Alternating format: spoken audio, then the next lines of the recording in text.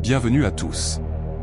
Nous voici réunis ce soir pour vous conter 7 des histoires d'horreur les plus troublantes jamais racontées, toutes inspirées de faits réels survenus dans les routes isolées et les villes plongées dans la brume du Pacifique Nord-Ouest.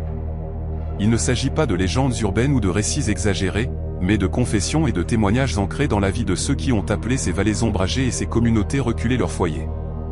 Les récits que vous allez entendre ce soir proviennent d'individus convaincus que leurs expériences ne seraient jamais crues. Pourtant, chaque témoignage est entrelacé de noms réels, d'histoires locales et de détails glaçants que seuls ceux qui les ont vécus pourraient partager. Certaines de ces rencontres ont laissé des cicatrices sur des communautés entières. D'autres ont donné lieu à des enquêtes, et toutes ont été reconstituées à partir de témoignages de témoins, de documents publics ou de confessions jamais révélées auparavant. Des disparitions non résolues sur des autoroutes enneigées aux phénomènes surnaturels dans des cabanes solitaires, ce sont les types d'histoires que les locaux ne chuchotent qu'à voix basse, lorsque la pluie tombe drue et que le brouillard efface le monde extérieur. Si l'horreur authentique est ce qui vous tient éveillé la nuit, abonnez-vous et activez les notifications, car rien de ce que nous partageons ici n'est une rumeur. Ce sont les recoins sombres cachés dans les petites villes que vous pensiez connaître. Après avoir écouté, partagez vos propres histoires ou théories dans les commentaires ci-dessous. Installez-vous maintenant, car nous allons ouvrir les dossiers sur les secrets que le Pacifique Nord-Ouest n'a jamais voulu que vous découvriez. Je m'appelle Ryan, et ce que je vais vous raconter s'est produit durant l'été 2019, alors que j'avais 23 ans et que je travaillais comme gardien de phare saisonnier sur Sentinel Rock, une petite île au large de la côte sud de l'Oregon. J'avais abandonné l'université le printemps précédent, après la mort de mon père, et j'avais besoin de m'éloigner de tout et de tous. Lorsque j'ai vu l'annonce pour un poste de gardien de phare, qui exigeait de vivre seul sur une île pendant 3 mois, cela m'a semblé être exactement ce dont j'avais besoin. Le salaire était décent, le travail simple, et surtout, il n'y aurait personne pour me demander comment j'allais ou me dire que le temps guérit toutes les blessures. Le phare de Sentinel Rock se dresse sur un morceau de terre escarpé, à environ 6 km de la côte, accessible uniquement par bateau lorsque la météo le permet. L'île elle-même ne fait pas plus de 2 hectares de rochers, d'herbes rases et d'arbres tordus par le vent, comme s'ils essayaient de fuir l'océan. Bien que le phare soit automatisé depuis les années 1980, la garde côtière maintient un gardien sur place pendant les mois d'été pour assurer la maintenance, surveiller l'équipement et servir de point de contact d'urgence pour les bateaux de pêche de la région. Mon travail était simple, vérifier le mécanisme de la lumière 2 fois par jour, entretenir le système de cornes de brume, nettoyer les panneaux solaires, documenter les conditions météorologiques et effectuer des réparations de base si nécessaire. Un bateau de ravitaillement venait chaque jeudi pour déposer de la nourriture, du carburant et du courrier. J'avais aussi une radio pour faire un point avec mon superviseur sur le continent chaque matin et chaque soir. Le premier mois s'est écoulé sans incident. Je me suis installé dans une routine presque méditative. Je me levais à l'aube, préparais du café sur le petit réchaud à gaz du cottage du gardien, attaché à la base du phare, et faisais le tour de l'île pour vérifier les débris ou les dégâts de la nuit précédente. Les matins étaient généralement brumeux, et j'ai appris à aimer la façon dont la brume enveloppait tout et étouffait tous les sons, à l'exception des vagues et des mouettes. Après mon point radio du matin, je passais quelques heures à des tâches de maintenance, puis je préparais le déjeuner et lisais ou écoutais de la musique l'après-midi. Les soirées étaient réservées à l'observation du coucher de soleil et à mon second point radio. Lorsque la nuit tombait complètement, j'étais généralement assez épuisé pour m'endormir sans trop penser à la vie que j'avais laissée sur le continent. C'est lors de ma 6e semaine sur l'île que j'ai commencé à remarquer des choses qui ne correspondaient pas au schéma auquel je m'étais habitué. Le premier incident s'est produit un mardi matin, à la fin juillet. Je faisais ma promenade habituelle autour de l'île lorsque j'ai remarqué des empreintes de bottes dans une flaque de boue près de la falaise. Ce n'étaient pas mes empreintes. Les miennes étaient celles de bottes de randonnée avec un motif de semelle distinctif. Mais celles-ci provenaient de bottes de travail, avec une semelle lisse et un talon. Elles menaient de la zone rocheuse de la plage vers la falaise, mais ne revenaient pas en arrière. Je suis resté là plusieurs minutes, à fixer ces empreintes en essayant de leur donner un sens. Le bateau de ravitaillement était venu et reparti 2 jours plus tôt, et l'équipage n'avait jamais quitté la petite zone de quai sur le côté ouest de l'île. J'ai pensé que peut-être le gardien précédent avait oublié quelque chose et était brièvement revenu le chercher, mais cela n'avait aucun sens. Les empreintes étaient fraîches, faites dans la journée précédente, à en juger par la netteté de leur bord. J'ai suivi les traces jusqu'au bord de la falaise et j'ai regardé en bas. C'était une chute verticale d'environ 25 mètres sur les rochers et les eaux tumultueuses en contrebas. Il n'y avait aucun moyen de descendre, et encore moins de remonter. Je me suis dit que je devais me tromper sur ces empreintes, qu'elles étaient peut-être plus anciennes que je ne le pensais, ou que je les avais faites moi-même sans m'en souvenir. Mais je savais que ce n'était pas vrai. Ces empreintes n'étaient pas les miennes, et elles n'étaient pas là la veille. J'ai mentionné les empreintes lors de mon point radio du soir, en gardant un ton décontracté et indifférent. Mon superviseur, un homme nommé Dal, qui travaillait à la station de la garde côtière de Newport, m'a dit que le gardien précédent était parti début mai et que personne n'était venu sur l'île depuis mon arrivée, à part l'équipage du bateau de ravitaillement. Il a suggéré que j'avais peut-être vu des traces d'animaux ou des formations naturelles dans la boue qui ressemblaient à des empreintes de bottes. Je n'ai pas discuté avec lui, mais je ne l'ai pas cru non plus. Je sais à quoi ressemblent les empreintes de bottes, et je connais la différence entre les traces laissées par une personne et celles faites par la nature. Le deuxième incident s'est produit environ une semaine plus tard. J'avais travaillé dans la tour du phare à nettoyer le boîtier de la lampe et à vérifier le mécanisme de rotation lorsque je suis redescendu au cottage pour trouver que plusieurs objets dans la pièce principale avaient été déplacés. Ce n'était pas spectaculaire, le livre de bord que je gardais sur le petit bureau avait été ouvert à une page que je n'avais pas consultée. 3 tasses à café que j'avais laissées dans l'égouttoir près de l'évier étaient maintenant alignées en ligne droite sur le comptoir. La chaise du bureau avait été tournée vers la fenêtre au lieu du bureau. Des petites choses, mais des choses que je savais ne pas avoir faites moi-même. Je vivais seul dans un espace à peine plus grand qu'un studio. Je savais où je mettais les choses et je savais quand elles avaient été déplacées. J'ai fouillé le cottage et la tour du phare de fond en comble. Les 2 portes étaient verrouillées et il n'y avait aucun signe d'effraction. Les fenêtres étaient toutes fermées de l'intérieur. Il n'y avait nulle part où une personne aurait pu se cacher. Je me suis dit que j'étais paranoïaque, que j'avais probablement déplacé ces choses moi-même sans y penser. Mais l'inquiétude s'est installée dans ma poitrine et n'a plus voulu partir. Au cours des 2 semaines suivantes, les incidents ont continué et se sont intensifiés. Je trouvais des outils déplacés dans le petit abri de maintenance. La corne de brume s'activait en pleine nuit alors qu'il n'y avait ni brouillard ni raison pour qu'elle sonne. J'ai commencé à avoir des difficultés à dormir, restant éveillé dans l'obscurité à écouter des sons qui n'auraient pas dû être là. Lors d'une de mes promenades autour de l'île, j'ai trouvé d'autres empreintes de bottes, cette fois près de la porte du cottage. Elles étaient apparues pendant la nuit et, encore une fois, elles ne menaient nulle part. C'était un jeudi à la mi-août lorsque j'ai trouvé la cassette vidéo. Le bateau de ravitaillement était venu et reparti, et j'organisais le placard de rangement du cottage lorsque j'ai remarqué qu'une des planches du sol, dans le coin arrière, était desserrée. Je l'ai soulevée, pensant trouver des traces d'infiltration d'eau ou de pourriture nécessitant une réparation, et j'ai découvert une petite boîte de rangement en plastique coincée entre les solives. À l'intérieur de la boîte se trouvait une cassette VHS dans une pochette non étiquetée, un petit carnet et une photographie Polaroid d'un homme que je ne reconnaissais pas. L'homme sur la photo avait probablement la cinquantaine, avec une barbe épaisse et des yeux fatigués. Il se tenait devant le phare, portant le même type de veste utilitaire de la garde côtière que celle qui m'avait été remise. J'ai rapporté la boîte dans la pièce principale et j'ai d'abord examiné le carnet. Ce n'était pas un registre officiel, mais un journal personnel. Les entrées dataient d'avril à septembre 1979. L'écriture était serrée et difficile à lire, mais j'ai réussi à déchiffrer assez pour comprendre que l'auteur était un gardien de phare nommé Martin Carvé, qui avait travaillé sur Sentinel Rock cette saison-là.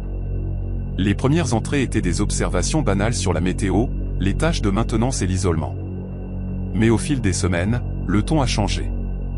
Carvé écrivait qu'il se sentait observé, qu'il entendait des pas sur les escaliers de la tour alors qu'il savait être seul, qu'il trouvait des objets déplacés et des portes ouvertes qu'il avait verrouillées. Dans les dernières entrées, son écriture était devenue plus erratique.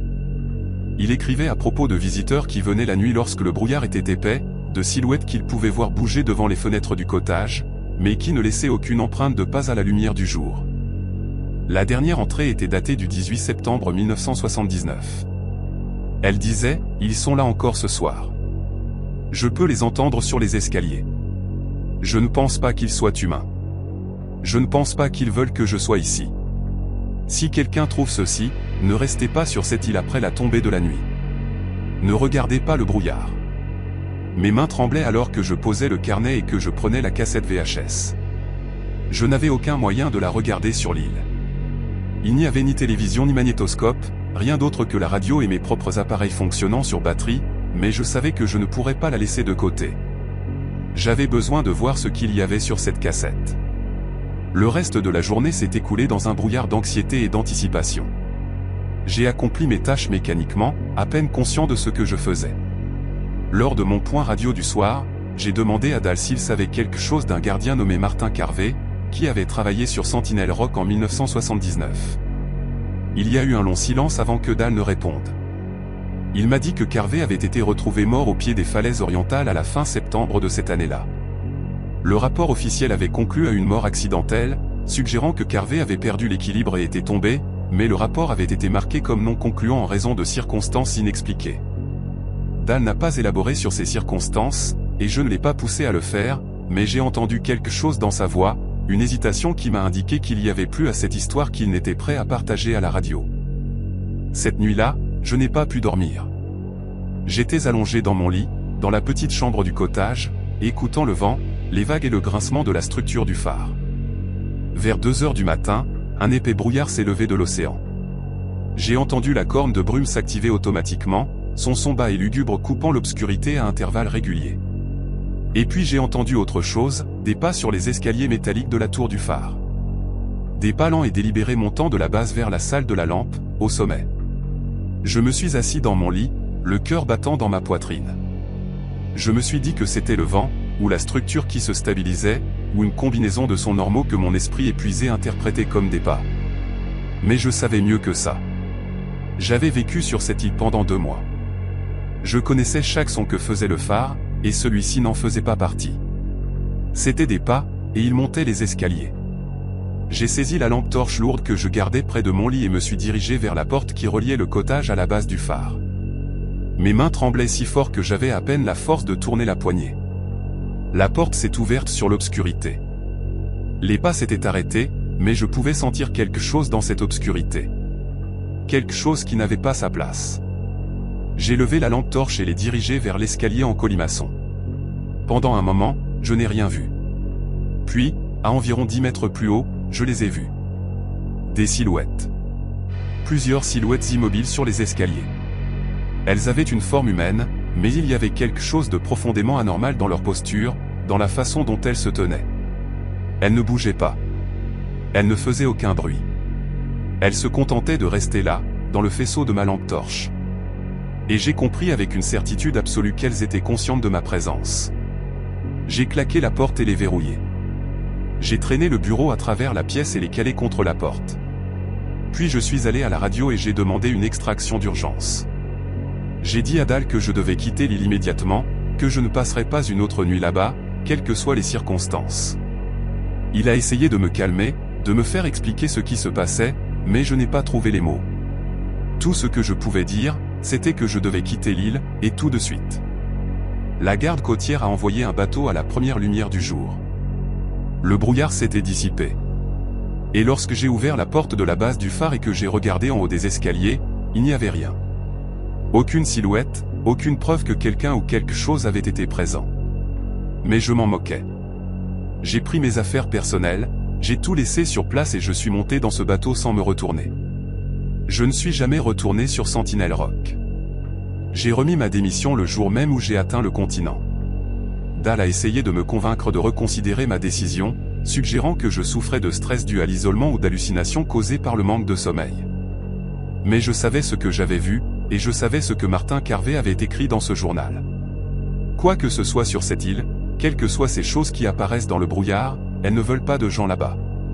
Et je n'allais pas être le prochain gardien retrouvé mort au pied de ces falaises. J'ai toujours la cassette VHS. Je ne l'ai jamais regardée et je ne le ferai jamais. Certaines choses valent mieux enterrées dans le passé, cachées sous des planches desserrées sur des îles abandonnées où personne ne veut regarder de trop près ce qui pourrait attendre dans l'obscurité. Je me suis installé en Arizona peu après avoir quitté le phare, aussi loin de l'océan que possible. Mais même ici, à des milliers de kilomètres de cette île, je me réveille parfois la nuit et j'entends des pas sur des escaliers qui n'existent pas. Et je me demande si partir a suffi, ou si certaines choses vous suivent, peu importe la distance que vous parcourez. Il y a 3 ans ce mois-ci, j'ai participé à une équipe de recherche dans la petite ville forestière de Timber Falls, dans l'État de Washington, où je vivais depuis près d'1 an. Je m'appelle Ella, et j'ai maintenant 31 ans. Mais j'en avais 28 lorsque cela s'est produit.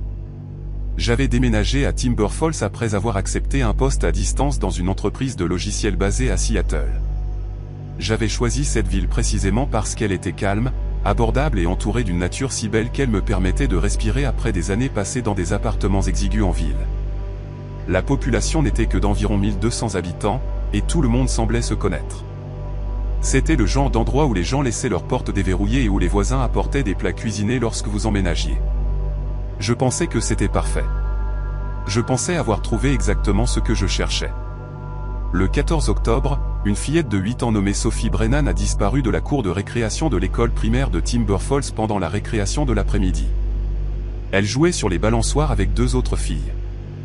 Et lorsque ses amis se sont retournés pour l'appeler vers le toboggan, Sophie avait disparu. Les enseignants ont immédiatement déclenché les procédures de confinement et fouillé les terrains de l'école, mais il n'y avait aucune trace d'elle.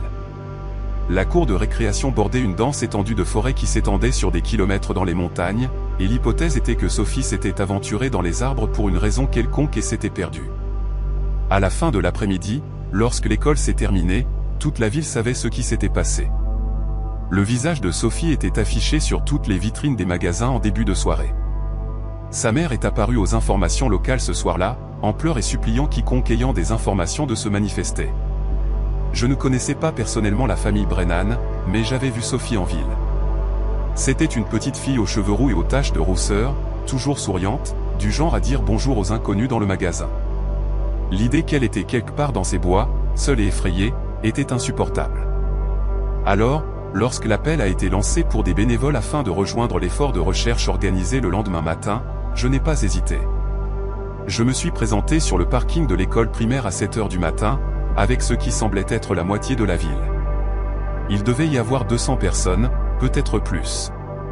Le département du shérif du comté avait installé un centre de commandement, et les coordinateurs de recherche et de sauvetage divisaient les bénévoles en équipes et attribuaient des sections de quadrillage. J'ai été placé dans un groupe de 8 personnes et affecté à la recherche d'une section de forêt située à environ 3 km au nord-est de l'école. Notre chef d'équipe était un homme nommé Garrett, un pompier local formé aux opérations de recherche et de sauvetage.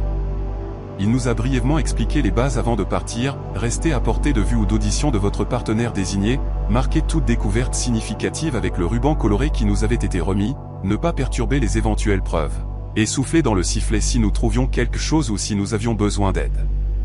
Tout semblait assez simple. Mon partenaire désigné était un homme qui s'est présenté sous le nom de Carter. Il avait probablement la trentaine, grand et mince, avec une peau burinée par une vie passée principalement en extérieur.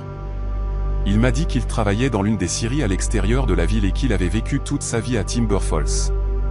Il semblait assez amical, peut-être un peu intense, mais j'ai attribué cela à la situation. Tout le monde était sur les nerfs. Notre section du quadrillage de recherche commençait sur une route forestière et s'étendait profondément dans une vieille forêt où la canopée était si épaisse que le sol en dessous était perpétuellement sombre et humide. Nous avancions lentement, appelant le nom de Sophie toutes les quelques minutes et scrutant le sol à la recherche de tout signe de perturbation ou de trace. Les autres membres de notre équipe se sont dispersés en ligne, chaque paire maintenant son espacement désigné. Pendant la première heure, nous n'avons rien trouvé. Juste des arbres, des fougères et un cerf surpris de temps en temps. Carter parlait à peine, sauf pour suggérer une direction ou pointer des zones qui semblaient mériter un examen plus approfondi. J'ai remarqué qu'il suggérait constamment de pousser plus profondément dans la forêt, au-delà des limites de notre quadrillage désigné. Lorsque j'ai mentionné que nous devions rester dans notre section, il a dit que les quadrillages n'étaient que des directives et que nous devions couvrir autant de terrain que possible tant qu'il faisait jour. Vers la mi-matinée, nous nous étions éloignés de la route forestière au point que je ne pouvais plus entendre les autres équipes de recherche. La forêt était devenue plus silencieuse et plus sombre, les arbres plus vieux et plus densément serrés. Je commençais à me sentir mal à l'aise de la distance que nous avions parcourue. Et j'ai dit à Carter que je pensais que nous devions faire demi-tour et rejoindre les autres. Il s'est arrêté de marcher et s'est tourné vers moi. Et il y avait quelque chose dans son expression qui m'a noué l'estomac. Il a dit que nous étions proches de quelque chose, qu'il pouvait le sentir, et que nous devions continuer un peu plus loin. Je lui ai demandé ce qu'il entendait par « sentir quelque chose ». Et il n'a pas répondu directement. Il a simplement dit que la ville avait besoin d'une conclusion, d'une manière ou d'une autre, et que quelqu'un devait être prêt à faire ce qui était nécessaire.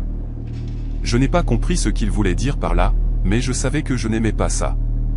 Je lui ai dit à nouveau que nous devions revenir, et cette fois, j'ai fait clairement comprendre que je ne demandais pas son avis. Il m'a fixé longuement, et j'ai pris conscience à quel point nous étions seuls. Il n'y avait personne à portée de voix. Personne ne m'entendrait si j'appelais à l'aide. Et Carter était plus grand que moi, plus fort que moi, et il me regardait d'une manière qui faisait hurler tous mes instincts qu'il y avait quelque chose de très anormal. C'est alors que j'ai remarqué ses bras. Il portait une chemise à carreaux à manches longues, mais les poignets s'étaient légèrement relevés, et j'ai vu des éraflures fraîches allant de ses poignets vers ses coudes. Ce n'était pas le genre d'éraflure que l'on se fait en frôlant des ronces ou en se cognant à une branche. C'étaient des entailles parallèles profondes, du genre que l'on se fait avec des ongles, comme si quelqu'un s'était défendu. J'ai senti mon sang se glacer. J'ai pensé à Sophie, à ses petites mains, et à la force avec laquelle elle se serait battue si quelqu'un l'avait attrapée. J'ai pensé à l'insistance de Carter à pousser plus profondément dans la forêt, à sa certitude que nous étions proches de quelque chose, et à la manière dont il l'avait formulé, la ville a besoin d'une conclusion, d'une manière ou d'une autre. J'ai forcé mon calme. J'ai dit à Carter que je me sentais étourdi et que j'avais besoin de m'asseoir une minute. Il a semblé agacé, mais a hoché la tête et a dit que nous pouvions faire une courte pause. Je me suis assis sur une bûche tombée, j'ai fait semblant de boire dans ma bouteille d'eau pendant que mon esprit cherchait désespérément une issue. J'avais un sifflet dans la poche de ma veste, mais je n'étais pas sûr que quelqu'un soit assez proche pour l'entendre. J'avais mon téléphone, mais il n'y avait pas de réseau dans cette partie de la forêt. Ma meilleure chance était de m'éloigner de Carter, de retourner à la route forestière où il y aurait d'autres chercheurs. Mais je ne pouvais pas simplement courir. Il était plus rapide que moi. Et s'il réalisait que j'essayais de m'échapper, je ne savais pas ce qu'il ferait. J'ai dit à Carter que je pensais m'être tordu la cheville en m'asseyant et que j'avais besoin qu'il vérifie si elle gonflait. C'était une excuse faible, mais c'était le mieux que je pouvais faire sur le moment. Il s'est accroupi devant moi, et au moment où son attention était sur ma botte, j'ai sorti le sifflet de ma poche et l'ai soufflé de toutes mes forces. 3 courts coups, le signal pour demander de l'aide. La tête de Carter s'est levée d'un coup, son expression se transformant en quelque chose de laid et de furieux. Il s'était lancé vers moi, mais j'étais déjà en mouvement, reculant précipitamment de la bûche et mettant de la distance entre nous. J'ai soufflé dans le sifflet à nouveau, encore et encore, reculant et hurlant à plein poumon pour demander de l'aide. Je ne sais pas s'il m'aurait attrapé si j'avais été seul. Mais le sifflet a fonctionné. J'ai entendu des voix répondre, j'ai entendu des gens se frayer un chemin à travers les broussailles vers nous. Carter a dû les entendre aussi, car il a arrêté d'avancer et est resté là, les poings serrés le long de son corps. En quelques minutes, Garrett et 2 autres membres de notre équipe de recherche ont émergé des arbres. J'étais en pleurs et tremblante, à peine capable d'expliquer ce qui s'était passé. J'ai pointé du doigt les bras de Carter, les éraflures, et je leur ai dit ce qu'il avait dit à propos de la conclusion et d'être proche de quelque chose. L'expression de Garrett a immédiatement changé. Il a dit à l'un des autres bénévoles d'appeler les forces de l'ordre par radio et a ordonné à Carter de ne pas bouger. Carter n'a pas fui. Il n'a pas essayé de s'expliquer. Il est simplement resté là avec une expression vide sur le visage, comme si rien de tout cela n'avait plus d'importance. Lorsque les adjoints du shérif sont arrivés 20 minutes plus tard, ils l'ont menotté et ont fouillé la zone où il essayait de me conduire. À environ 800 mètres plus loin dans la forêt, ils ont trouvé de la terre retournée, un sol fraîchement remué qui avait été partiellement recouvert de branches et de feuilles. Ils ont fait venir des chiens renifleurs de cadavres. Ils ont trouvé Sophie 3 heures plus tard, enterrée dans une tombe peu profonde exactement là où Carter m'avait conduite. Les preuves médico-légales ont raconté l'histoire que Sophie ne pouvait pas raconter. Carter était à l'école ce jour-là. Il n'avait pas d'enfant, aucune raison d'être là, mais personne ne l'avait remis en question parce que Timber Falls était une petite ville où les gens faisaient confiance à leurs voisins. Il avait attrapé Sophie pendant la récréation, lorsque les enseignants ne regardaient pas, l'avait traînée dans les bois et l'avait tuée. Les éraflures sur ses bras étaient des blessures défensives. Une fillette de 8 ans s'était battue pour sa vie, et elle avait marqué son meurtrier dans le processus. Mais cela n'avait pas suffi à la sauver. Carter a tout avoué une fois en détention. Il a dit qu'il ne l'avait pas prémédité, qu'il avait vu Sophie dans la cour de récréation et que quelque chose en lui avait craqué. Il a dit qu'il s'était porté volontaire pour l'équipe de recherche parce qu'il voulait s'assurer que son corps soit trouvé d'une manière qui ne le mènerait pas à lui. Il allait me conduire sur le lieu de la sépulture, puis faire semblant que nous l'avions découvert ensemble. Jouer le rôle du bénévole dévasté qui était tombé sur le pire scénario possible. Mais j'avais remarqué les éraflures. J'avais vu à travers lui juste assez pour me sauver, même si je n'avais pas pu sauver Sophie. Le procès a eu lieu 8 mois plus tard. Carter Wilson a été reconnu coupable de meurtre au premier degré et d'enlèvement, et condamné à la prison à perpétuité sans possibilité de libération conditionnelle. La mère de Sophie a fait une déclaration d'impact sur la victime qui a brisé tout le monde dans cette salle d'audience. Elle a parlé de la manière dont sa fille lui avait été volée, de la façon dont elle ne la verrait jamais grandir, obtenir son diplôme, se marier ou avoir ses propres enfants. Elle a parlé de la manière dont Timber Falls était censé être un endroit sûr, de la façon dont elle avait élevé sa fille dans cette ville précisément parce qu'elle pensait que rien de mal ne pouvait arriver ici. Puis elle m'a regardé directement et m'a remercié d'avoir soufflé dans ce sifflet, d'avoir fait confiance à mes instincts, d'avoir fait ce que Sophie n'avait pas pu faire pour elle-même. Je ne me suis jamais senti aussi rongé par la culpabilité de toute ma vie. Je n'ai pas sauvé Sophie. Je me suis sauvé, et c'est quelque chose avec lequel je dois vivre chaque jour. J'ai quitté Timber Falls 6 mois après le procès. Je ne pouvais plus rester là-bas. Chaque coin de rue, chaque magasin, chaque visage me rappelait ce jour dans la forêt. Les gens me traitaient comme une héroïne, mais je ne me sentais pas comme telle. Je me sentais comme une lâche qui avait été trop lente à comprendre ce qui se passait jusqu'à ce qu'il soit trop tard. J'ai encore des cauchemars à ce sujet. Dans mes rêves, je suis de retour dans ces bois et je suis Carter de plus en plus profondément parmi les arbres. Et je ne souffle jamais dans le sifflet. Je continue simplement à marcher jusqu'à ce que nous atteignions cette terre retournée. Puis je me réveille en sursaut, en pleurs, et me détestant de ne pas l'avoir vue plus tôt. Je ne me porte plus volontaire pour quoi que ce soit. Je reste pour moi, loin des petites villes, et je ne fais plus facilement confiance. Les gens disent que j'ai tout fait correctement, qu'il n'y avait aucun moyen que je puisse savoir ce que Carter planifiait avant de voir ses éraflures sur ses bras. Mais ils ont tort. J'aurais dû le savoir. J'aurais dû le sentir plus tôt. Et peut-être que si je l'avais fait, Sophie Brennan serait encore en vie. C'est la vérité que je porte avec moi. C'est le poids qui ne s'allège jamais. Et c'est pourquoi je n'oublierai jamais le visage de l'homme qui m'a souri sur ce parking d'école primaire et m'a demandé si je voulais être sa partenaire de recherche. Je travaille comme ingénieur du son depuis 12 ans, et durant cette période, j'ai numérisé des milliers d'heures d'enregistrements anciens. Des disques vinyles, des cassettes audio, des bandes master, des DAT, tout ce que vous pouvez imaginer de l'ère analogique que les gens veulent préserver sous forme numérique. Je m'appelle Nora, j'ai 36 ans et je vis à Vancouver, en Colombie-Britannique. La plupart de mon travail est ennuyeux mais satisfaisant, de vieilles vidéos de mariage, des films de formation d'entreprise des années 1980, des enregistrements de démonstrations de groupes qui n'ont jamais percé. J'ai tout entendu, ou du moins je le pensais, jusqu'à ce que je sois engagé pour travailler sur les archives du Riverside Sound Studio à l'automne 2022. Riverside Sound était un petit studio d'enregistrement qui opérait dans une ville rurale appelée Maple Ridge, à environ 1 heure à l'est de Vancouver, de 1974 jusqu'à sa fermeture soudaine en 1985. Le bâtiment était resté vide pendant des décennies, se détériorant lentement jusqu'à ce qu'un promoteur immobilier achète la propriété avec l'intention de le rénover en hôtel-boutique. Pendant les travaux de rénovation, les ouvriers ont découvert le sous-sol, qui avait été scellé et oublié. À l'intérieur se trouvaient des dizaines de cartons remplis de bandes réelles, de notes de session et d'équipements. Le promoteur m'a contacté par l'intermédiaire d'un ami commun, expliquant qu'il voulait que les bandes soient cataloguées et numérisées avant de décider quoi en faire. Il pensait qu'il pourrait y avoir une valeur historique ou archivistique, et il était prêt à bien payer pour un travail minutieux. J'ai récupéré les cartons un lundi matin en octobre. Il y en avait 23 au total, chacun rempli de bandes non étiquetées ou mal identifiées. Le promoteur m'a donné une clé du bâtiment pour que je puisse travailler sur place si je voulais voir l'espace où les enregistrements avaient été réalisés, mais j'ai décliné. Je préfère travailler dans mon propre studio, où mon équipement est installé exactement comme j'en ai besoin. J'ai chargé les cartons dans mon fourgon et suis retourné à mon espace de travail à East Vancouver, planifiant déjà comment organiser le projet. La première semaine de travail s'est déroulée exactement comme je m'y attendais. J'ai commencé par les bandes qui avaient les étiquettes les plus détaillées, pensant que ce serait le plus facile à cataloguer.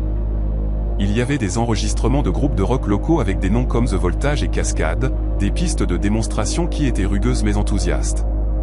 Il y avait des jingles publicitaires pour des entreprises qui n'existaient plus, des annonces radio pour des concessions automobiles et des magasins de meubles. Même quelques enregistrements de ce qui semblait être des performances de chorale de lycée. Rien de remarquable, mais tout a reçu le même traitement, j'écoutais chaque bande, prenais des notes sur le contenu, la date si disponible, et la qualité audio, puis je la numérisais et enregistrais le fichier avec les métadonnées appropriées. C'était un travail méthodique, et je le trouvais presque méditatif. C'est durant la 2e semaine que j'ai trouvé la bande qui a tout changé. J'étais passé à un carton de bande avec un étiquetage minimal, la plupart marqués uniquement de date ou de numéro. Une bande en particulier a attiré mon attention, car contrairement à toutes les autres, celle-ci portait une étiquette disant « Session 7 ». Ne pas, écrite à la main d'une manière précipitée et en colère. Les lettres étaient si fortement pressées dans le papier qu'elles l'avaient déchiré par endroits. Tous mes instincts me disaient de mettre cette bande de côté, voire de la jeter sans l'écouter. Mais je suis une professionnelle, et une partie de mon travail consiste à documenter tout, même les choses que quelqu'un ne voulait clairement pas voir documentées. J'ai enfilé la bande sur ma machine et j'ai appuyé sur lecture. Pendant les premières secondes, il n'y avait rien d'autre que le sifflement d'une bande vierge, et j'ai pensé qu'elle était peut-être vide. Mais puis j'ai entendu une voix. C'était la voix d'un homme, calme et mesuré, avec le genre de ton neutre que l'on pourrait utiliser pour lire un bulletin météo. Il a dit, voici la session 7 avec le sujet 3, le 19 novembre 1982. Il y a eu une pause, puis j'ai entendu une autre voix, celle d'une femme, et elle semblait terrifiée. Elle a dit, s'il vous plaît, je ne comprends pas ce que vous voulez de moi. La voix de l'homme a répondu, je veux que vous me parliez des autres. Je veux que vous me donniez leur nom. Je suis resté assise dans mon studio, à fixer le magnétophone, essayant de comprendre ce que j'entendais. Cela ne ressemblait pas à une session d'enregistrement pour de la musique ou une publicité. Cela ressemblait à un interrogatoire. La femme sur la bande pleurait, ses mots brisés et désespérés. Elle répétait qu'elle ne savait pas de quoi il parlait, qu'elle ne connaissait aucun nom, qu'elle voulait simplement rentrer chez elle. La voix de l'homme n'a jamais changé. Il est resté calme, presque clinique, alors qu'il répétait ses questions. Où les avez-vous rencontrés? Que vous ont-ils dit? Combien sont-ils? Les réponses de la femme sont devenues de plus en plus frénétiques, de plus en plus incohérentes, jusqu'à ce qu'elle commence à crier. J'ai arrêté la bande. Mes mains tremblaient et j'avais mal au ventre. Je suis resté là plusieurs minutes, essayant de décider quoi faire. Une partie de moi voulait détruire la bande, faire semblant de ne jamais l'avoir entendue. Mais une autre partie de moi, celle qui avait passé 12 ans à documenter l'histoire, savait que je ne pouvais pas faire cela. Si ce que j'entendais était réel, si c'était la preuve de quelque chose d'horrible, alors cela devait être remis aux autorités. J'ai pris une profonde inspiration et j'ai appuyé sur lecture à nouveau. La bande a continué pendant 40 autres minutes. L'homme a posé les mêmes questions encore et encore. Parfois doucement, parfois avec une pointe d'irritation dans la voix. Les réponses de la femme sont devenues plus faibles au fil de l'enregistrement. Sa voix s'est éteinte après les cris. À un moment, elle a dit un nom. Elle a dit « Jennifer ». Son nom était Jennifer. La voix de l'homme s'est légèrement éclaircie, comme un professeur satisfait de la bonne réponse d'un élève. Il a dit « Bien. C'est bien. Maintenant, parlez-moi de Diane ». La femme a dit qu'elle ne connaissait personne nommé Diane. Mais l'homme a insisté. Il a dit « Vous la connaissiez. Vous vous connaissiez toutes. C'est comme ça que cela fonctionne. » Vers la fin de la bande, la femme a cessé de répondre complètement. J'entendais sa respiration, haletante et superficielle, mais elle ne parlait plus. La voix de l'homme a continué à poser des questions dans le silence. Et juste avant que la bande ne se termine, il a dit quelque chose qui m'a glacé le sang. Il a dit « Je pense que c'est suffisant pour aujourd'hui. Nous réessayerons avec la prochaine. » Il y en a toujours plus. La bande s'est terminée dans un sifflement, et je suis resté là à fixer la machine, mon esprit essayant de traiter ce que je venais d'entendre. J'ai immédiatement commencé à fouiller parmi les autres bandes, à la recherche de tout ce qui était étiqueté « Session ». J'en ai trouvé 2 autres, Session 4, ne pas, et Session 9, ne pas, toutes 2 écrites de la même main en colère. Je ne voulais pas les écouter, mais je savais que je devais le faire. La Session 4 était similaire à la Session 7, une autre voix de femme, la même voix d'homme, les mêmes questions. La Session 9 était pire. La femme sur cette bande était à peine cohérente, ses mots étaient brouillés, comme si elle avait été droguée ou battue jusqu'à la soumission. La voix de l'homme était plus impatiente sur cet enregistrement, ses questions plus tranchantes et plus accusatrices. À un moment, il a dit, « Si vous ne coopérez pas, je devrais passer à la fille que nous avons ramassée la semaine dernière. Est-ce que c'est ce que vous voulez ?» J'ai passé les 2 jours suivants à faire des recherches sur le Riverside Sound Studio et son propriétaire. Il s'appelait Gordon et avait ouvert le studio en 1974 comme une activité secondaire tout en travaillant comme professeur de musique au lycée local. Selon de vieux articles de journal, il était bien aimé dans la communauté, connu pour donner des cours gratuits aux enfants défavorisés et faire du bénévolat au centre communautaire. Le studio a fermé en 1985 sans explication. Et avait simplement verrouillé les portes un jour et n'était jamais revenu. J'ai trouvé son avis de décès de 2003. Il était mort d'une crise cardiaque à l'âge de 67 ans, laissant derrière lui un fils nommé Michael, qui vivait toujours à Maple Ridge. Ensuite, j'ai commencé à rechercher des cas de personnes disparues dans la région de Maple Ridge au début des années 1980. Cela n'a pas pris longtemps pour trouver ce que je cherchais. Entre 1981 et 1983, 3 femmes avaient disparu de la région. Jennifer Hall, 22 ans, avait été vue pour la dernière fois quittant un bar du centre-ville de Maple Ridge en mars 1981. Diane Kruger, 19 ans, avait disparu d'un parking de centre commercial en août 1982. Rebecca Shaw, 26 ans, avait disparu en rentrant chez elle après son travail dans une épicerie en novembre 1983. Les 3 cas étaient toujours non résolus. Les 3 femmes étaient présumées mortes, mais leur corps n'avait jamais été retrouvé. J'ai réécouté les bandes, cette fois en prenant des notes détaillées sur tout ce que l'homme disait. Il avait mentionné Jennifer par son nom et il avait mentionné Diane. Il avait parlé de « la prochaine » et de « la fille que nous avons ramassée la semaine dernière ». Les dates sur les étiquettes des bandes correspondaient à la chronologie des disparitions.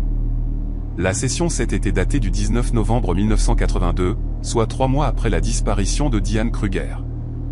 La voix sur cette bande aurait pu être celle de Diane. Je n'avais aucun moyen d'en être certaine, mais plus j'écoutais, plus je devenais convaincu que j'entendais les dernières heures de femmes qui avaient été enlevées, interrogées et assassinées. J'ai contacté la gendarmerie royale du Canada un jeudi matin. J'ai parlé à un détective de l'unité des crimes majeurs et lui ai expliqué ce que j'avais trouvé. Il était sceptique au début, ce que je comprenais.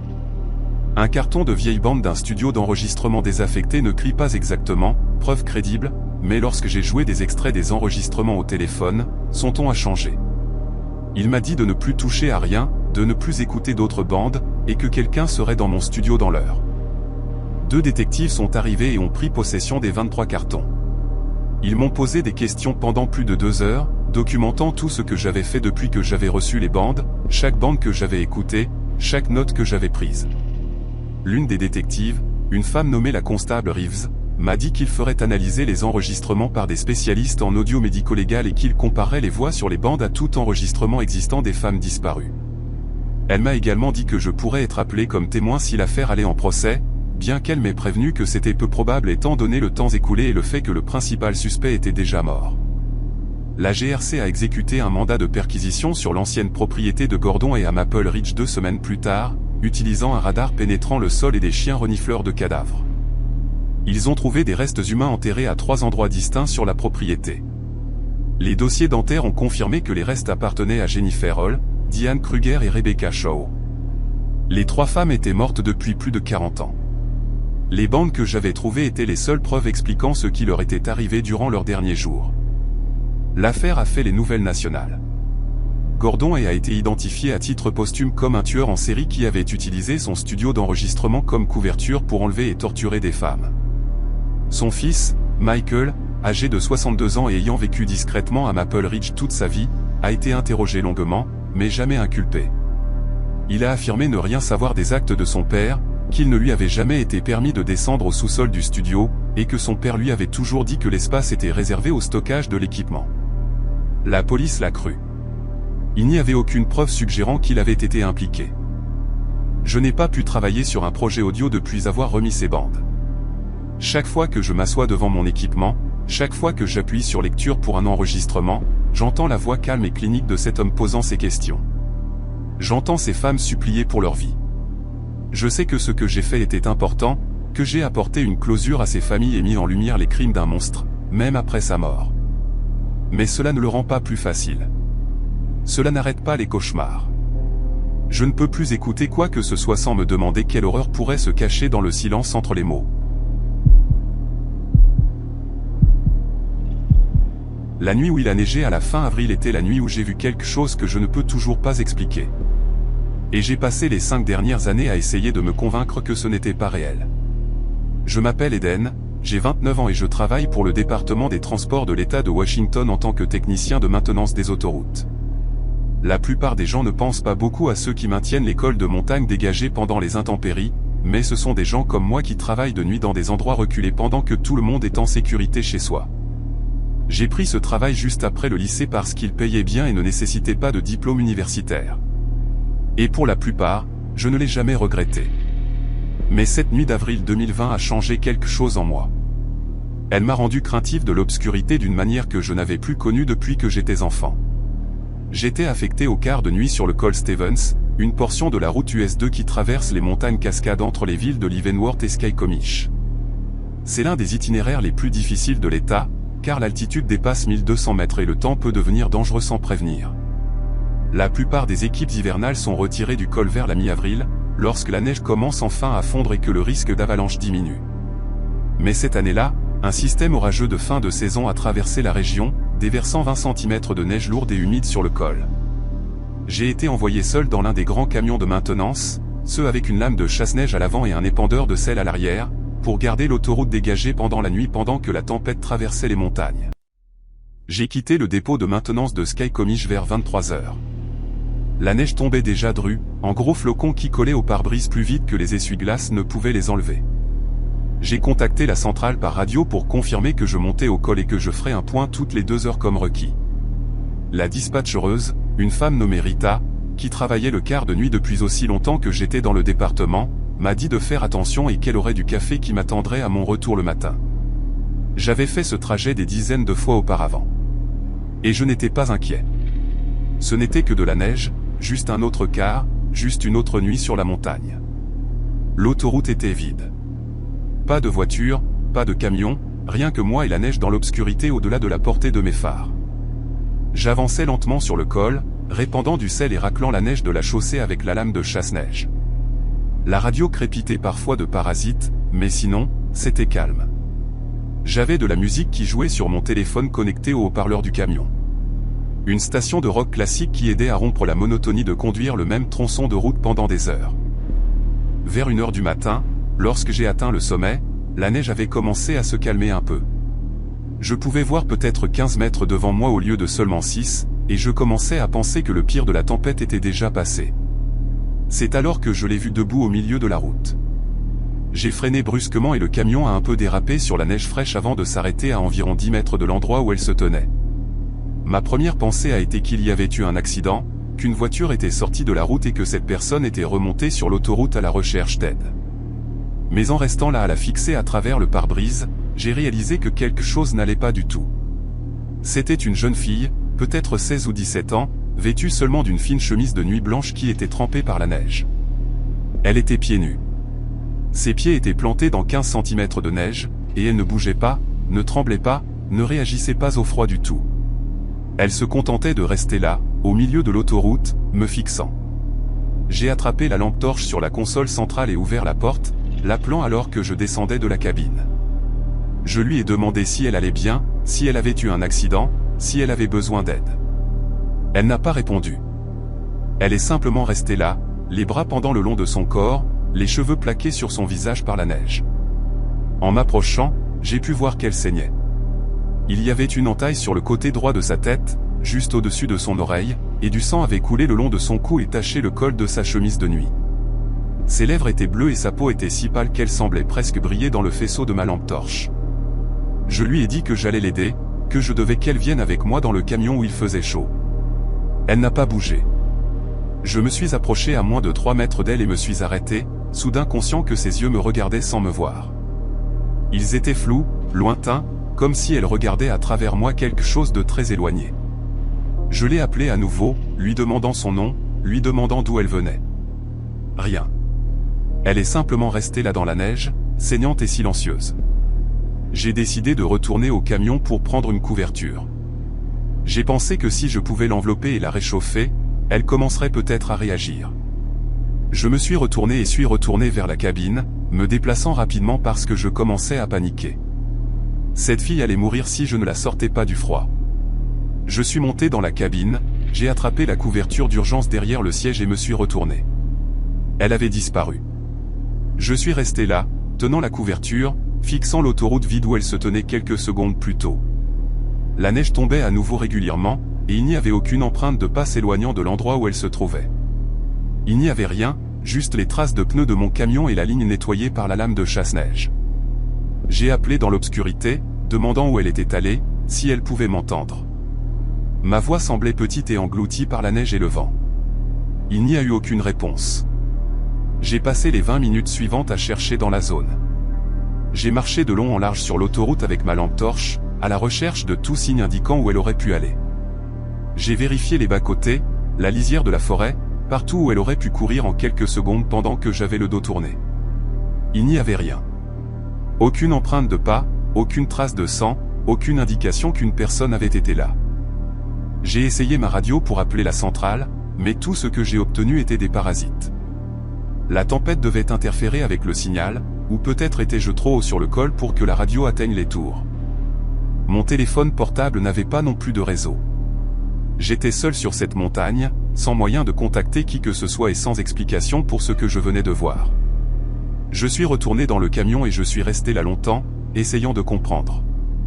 Je me suis dit que peut-être j'avais halluciné, que l'isolement, l'obscurité et les longues heures jouaient des tours à mon esprit. Mais je savais ce que j'avais vu. Cette fille était réelle. Elle se tenait au milieu de l'autoroute, saignante et pieds nus dans la neige. Et puis elle avait disparu comme si elle n'avait jamais été là. J'ai terminé mon quart parce que je ne savais pas quoi faire d'autre. J'ai conduit de long en large sur le col, dégageant la neige et essayant de ne pas penser à ce que j'avais vu. Chaque fois que mes phares balayaient la route devant moi, je m'attendais à la voir debout là à nouveau. Mais elle avait disparu. Lorsque je suis redescendu au dépôt de maintenance de Skycomish à 6 h du matin, la neige s'était arrêtée et le soleil commençait à se lever. Rita m'attendait avec du café comme elle l'avait promis et m'a demandé comment s'était passé le quart. Je lui ai dit que tout allait bien. Je ne lui ai pas parlé de la fille. Je suis rentré chez moi et j'ai essayé de dormir, mais je n'ai pas pu arrêter d'y penser. Je continuais à voir son visage, ses yeux flous, le sang coulant le long de son cou.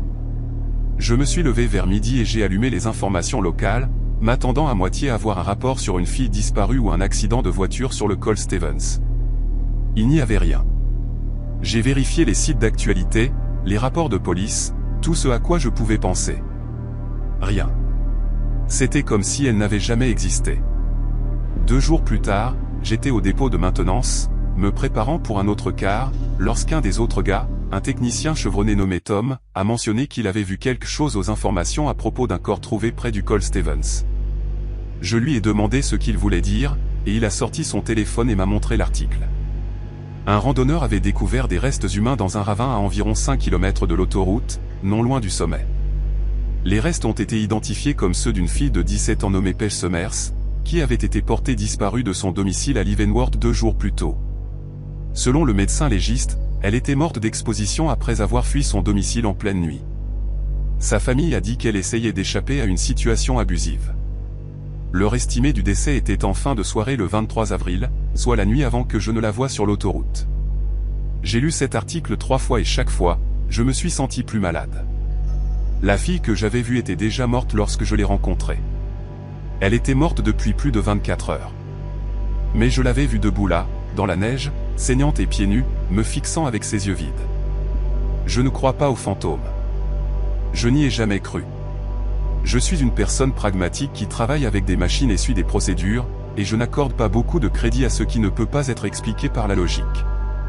Mais je ne peux pas expliquer ce que j'ai vu cette nuit-là.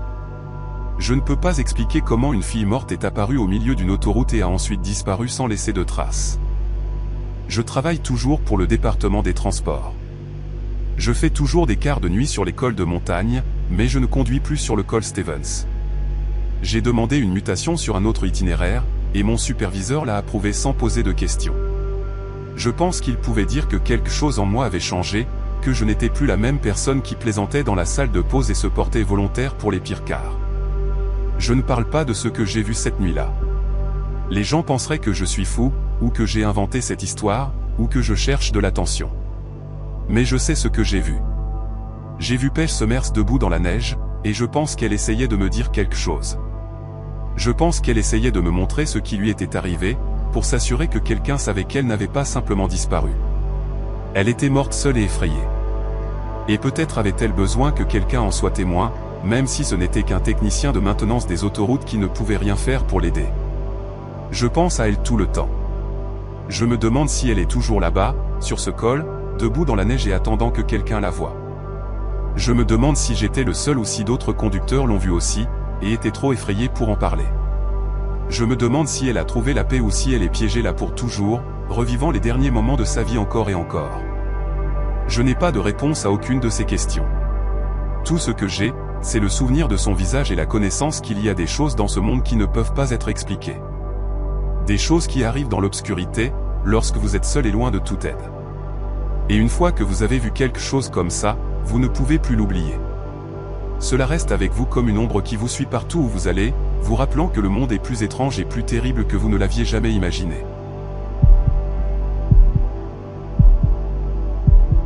Dans le cadre de ma thèse de maîtrise sur l'histoire des colons du Pacifique Nord-Ouest et leur impact sur les populations autochtones, j'ai obtenu l'accès aux archives de la Société historique de la petite ville côtière de Fern Arbor, dans l'Oregon, durant l'été 2021.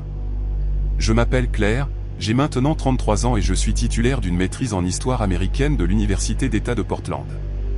Ce que j'ai découvert durant mes 3 mois de recherche dans cette ville a fondamentalement changé non seulement ma thèse, mais aussi toute ma compréhension de la manière dont les communautés se protègent de la vérité. Voici une histoire sur le silence, sur l'amnésie collective et sur les horreurs que les gens enterrent lorsque les affronter devient trop douloureux. Fern Arbor est une ville d'environ 800 habitants située sur une côte rocheuse à environ 145 km au sud de Portland. Elle a été fondée en 1847 par des colons euro-américains qui y ont établi une économie basée sur la pêche et l'exploitation forestière, qui persiste encore aujourd'hui. La ville a cette qualité de carte postale qui attire les touristes pendant les mois d'été, des maisons victoriennes peintes en couleur gaie, une rue principale bordée de magasins d'antiquités et de cafés, un port rempli de bateaux de pêche qui donne une touche d'authenticité à la façade pittoresque. J'ai choisi Fern Arbor spécifiquement parce que des recherches préliminaires suggéraient que la région abritait une population autochtone significative avant l'arrivée des colons, et je voulais documenter ce qui était arrivé à ces communautés pendant la période coloniale. La Société historique de Fern Arbor opère depuis un bâtiment d'église reconverti en périphérie de la ville. Elle abrite une vaste collection de documents, de photographies, de papiers personnels et d'artefacts datant de la fondation de la ville. Lorsque j'ai contacté pour la première fois la société pour demander l'accès à leurs archives, j'ai été accueilli chaleureusement par la présidente, une femme dans la Swaxen avancée nommée Margaret Caldwell. Margaret avait vécu toute sa vie à Fern Arbor, tout comme ses parents et grands-parents avant elle. Elle semblait sincèrement enthousiaste à propos de mon projet et m'a dit que la Société historique était toujours heureuse de soutenir la recherche académique. Elle m'a remis une clé de la salle des archives et m'a dit que je pouvais y travailler pendant les heures d'ouverture régulières, du mardi au samedi, de 10h du matin à 16h. Les 2 premières semaines de recherche se sont déroulées exactement comme je m'y attendais. J'ai méthodiquement parcouru les boîtes de documents, commençant par les registres les plus anciens et avançant chronologiquement.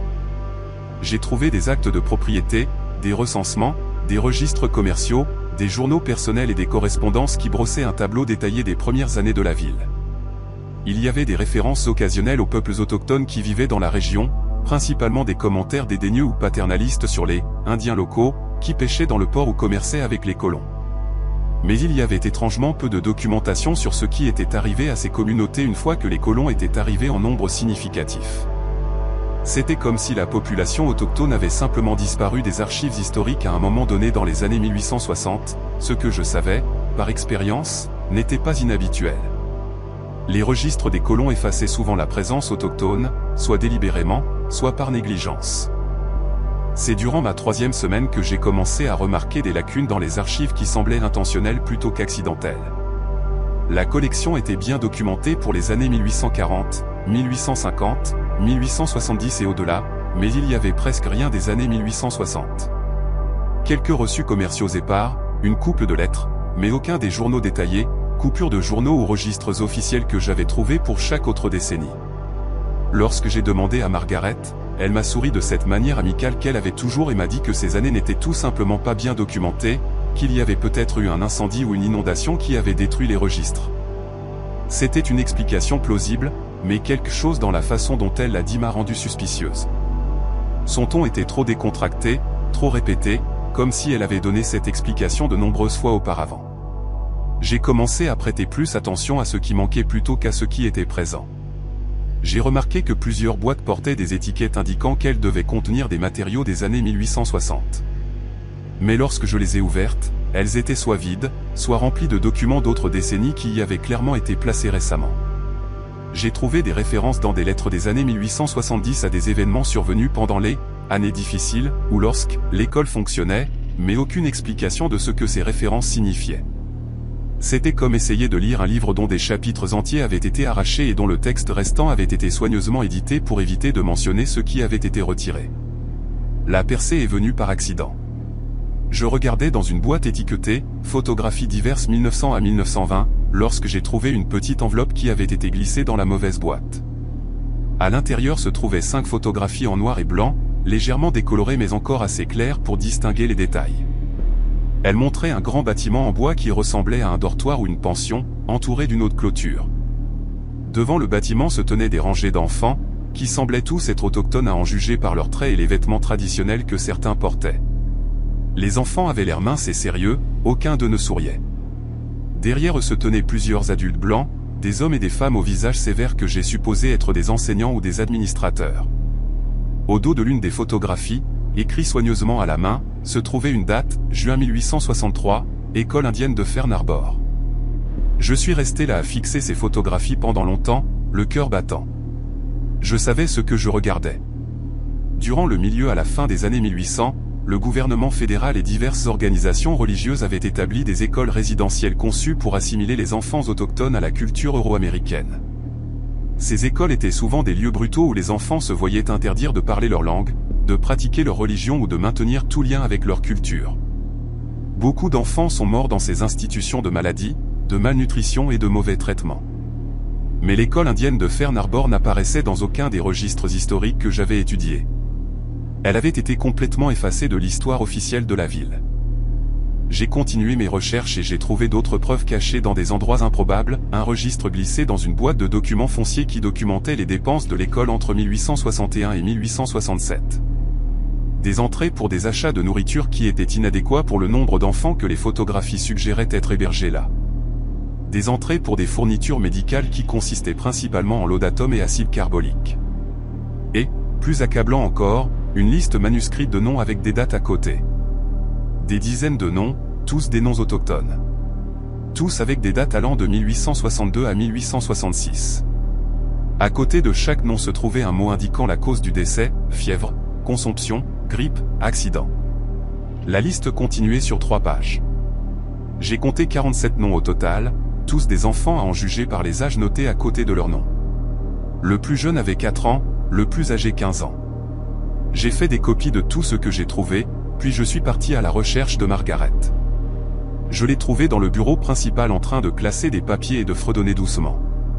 Lorsque je lui ai montré les photographies et que je lui ai demandé des informations sur l'école indienne de Fern Arbor, l'expression sur son visage a complètement changé. La chaleur amicale a disparu, remplacée par quelque chose de dur et de défensif. Elle m'a dit que ces photographies n'auraient pas dû faire partie de la collection, qu'elles étaient censées avoir été retirées il y a des années. Je lui ai demandé pourquoi, et elle n'a pas répondu immédiatement. Elle s'est simplement assise lourdement dans sa chaise et m'a regardé avec un air de profonde tristesse mêlée à ce qui aurait pu être de la honte. Elle m'a finalement dit que tout le monde à Fern Arbor savait pour l'école, ou du moins les familles plus anciennes le savaient. Elle avait été gérée par un comité de citoyens éminents de la ville avec un financement du Bureau des Affaires indiennes. Les enfants avaient été pris aux familles autochtones de toute la région, parfois volontairement par des parents désespérés à qui on avait dit que leurs enfants recevraient une éducation et des soins, plus souvent par la force. Les conditions à l'école étaient terribles, surpopulation, nourriture inadéquate, punitions sévères pour tout enfant qui parlait sa langue maternelle ou résistait au processus de civilisation. La maladie avait balayé l'école à plusieurs reprises et des dizaines d'enfants étaient morts. Lorsque l'école a finalement fermé en 1867, Les enfants survivants avaient soit été rendus à ce qui restait de leur famille, soit envoyés dans d'autres institutions plus à l'intérieur des terres. Margaret a expliqué qu'à un moment donné, au début des années 1900, la ville avait collectivement décidé d'effacer l'école des registres historiques. Le bâtiment avait été démoli et le bois utilisé pour d'autres projets de construction. Le site d'inhumation où les enfants décédés avaient été enterrés se trouvait sur un terrain communal à la périphérie de la ville, mais il n'avait jamais été marqué de pierres tombales ou de monuments. Au lieu de cela, on l'avait laissé devenir envahi par la végétation et oublié. Les documents relatifs à l'école avaient été systématiquement retirés des archives. Les quelques photographies qui existaient étaient censées avoir été détruites, mais apparemment, quelqu'un les avait cachées à la place. La ville avait choisi d'oublier. De faire semblant que l'école n'avait jamais existé, car reconnaître ce qui s'y était passé signifiait reconnaître la complicité des familles fondatrices dont les descendants vivaient encore à Fern Arbor. Je lui ai demandé pourquoi elle me disait cela maintenant, pourquoi elle ne niait pas tout et ne me disait pas que les photographies étaient des contrefaçons ou des erreurs. Elle a dit qu'elle était fatiguée de mentir, fatiguée de protéger un secret qui n'aurait jamais dû être gardé en premier lieu. Elle était la présidente de la société historique et elle avait la responsabilité de préserver l'histoire, pas de l'effacer. Mais elle m'a aussi dit que si je choisissais d'inclure ces informations dans ma thèse ou de les publier de quelque manière que ce soit, je rencontrerais de la résistance de la part de la ville. Il y avait des gens à Fern Arbor qui croyaient encore que le passé devait rester enterré, que faire ressurgir de vieilles horreurs ne servait à rien, sinon à créer de la culpabilité et de la division. J'ai quitté Fern Arbor 2 semaines plus tard avec des copies de chaque document et photographie que j'avais trouvé. J'ai contacté des organisations de défense des droits des autochtones et des groupes de préservation culturelle pour les informer de ce que j'avais découvert. J'ai également contacté le Bureau de préservation historique de l'État de l'Oregon et leur ai fourni l'emplacement du site d'inhumation non marqué. En l'espace de 3 mois, une équipe avait été envoyée à Fern Arbor pour effectuer des relevés au radar pénétrant le sol du site. Ils ont confirmé la présence de restes humains correspondant au nombre de décès documentés dans le registre que j'avais trouvé. Les restes étaient ceux d'enfants, certains aussi jeunes que 3 ou 4 ans selon l'analyse squelettique. La découverte a fait les nouvelles régionales, bien qu'elle n'ait pas reçu l'attention nationale que des découvertes similaires dans des écoles résidentielles d'autres États avaient suscité. La ville de Fern Arbor a été forcée de reconnaître ce qui s'était passé. Bien que de nombreux résidents aient été en colère contre ce qu'ils considéraient comme une attaque contre la réputation de leur communauté. Un mémorial a finalement été érigé sur le site d'inhumation et des représentants des nations autochtones dont les enfants avaient été emmenés à l'école ont effectué des cérémonies pour honorer les morts. Margaret Caldwell a démissionné de son poste de présidente de la Société historique peu après que l'histoire soit devenue publique. J'ai entendu dire par des contacts communs qu'elle avait reçu des menaces et du harcèlement de la part de certains habitants de la ville qui lui reprochaient d'avoir apporté la honte à Fern Arbor. J'ai terminé ma thèse et obtenu mon diplôme. Mais l'expérience m'a changé de manière que je traite encore. J'ai appris que l'histoire ne concerne pas seulement ce qui est enregistré, mais aussi ce qui est délibérément caché. J'ai appris que des communautés entières peuvent choisir d'oublier des atrocités lorsque s'en souvenir devient trop inconfortable, trop menaçant pour les récits qu'elles ont construits sur elles-mêmes.